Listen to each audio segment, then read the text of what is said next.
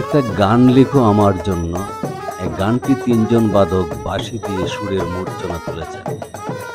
এটা কোনো অনুষ্ঠানের বাজনা বাজানো নয়, এটি পূজারীদের মন কাটতে বাদকরা বাজিয়ে যাচ্ছে।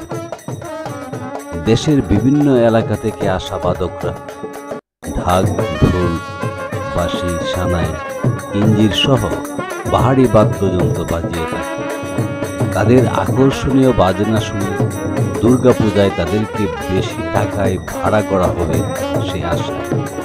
এক দৃশ্য কিশোরগঞ্জের কটিয়াদীর পুরান বাজার ঢাকের হাটে। দেশের একমাত্র ঢাকের হাট এটি। এ হাটের আকর্ষণীয় ইতিহাসও রয়েছে। স্থানীয়রা জানান, ষোড়শ শতকের প্রথম দিকে কটিয়াদীর চারিপাড়া সামন্ত রাজা নবরঙ্গ রায় চৌধুরী এ হাটের প্রচলন করেছিলেন। উপজেলার চারিপাড়া গ্রামে ছিল এই রাজার রাজপ্রাসাদ। সামন্ত রাজা তার বাড়িতে দুর্গাপূজায় ঢাকসহ নানান বাদ্যযন্ত্রের সুরের মূর্ছনা তুলতে দেশের বাদকদেরকে নিমন্ত্রণ করেন।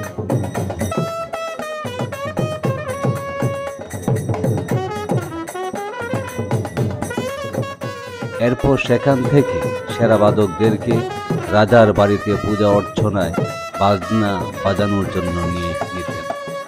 সেই থেকেই এ হাটের প্রচলন হয়ে আসছে। এ হাটের বয়স 5 শতাধিক বছর। এ হাটে যেমন দেশের বিভিন্ন এলাকা থেকে ঢাকি ও নানান বাদ্যযন্ত্রে বাদকরাও উপস্থিত হন, তেমনি বিভিন্ন এলাকা থেকে পূজারীরা দুর্গাপূজায় বাজনা বাজানোর জন্য তাদেরকে ভাড়া করতে আসে। বোধন থেকে দেবী বিসর্জন পর্যন্ত পূজা মণ্ডপে ঢাকসহ নানান বাদ্যযন্ত্রের বাজনা বাজিয়ে বাদকরা শারদীয় দুর্গাপূজাকে আনন্দময় করে তোলে।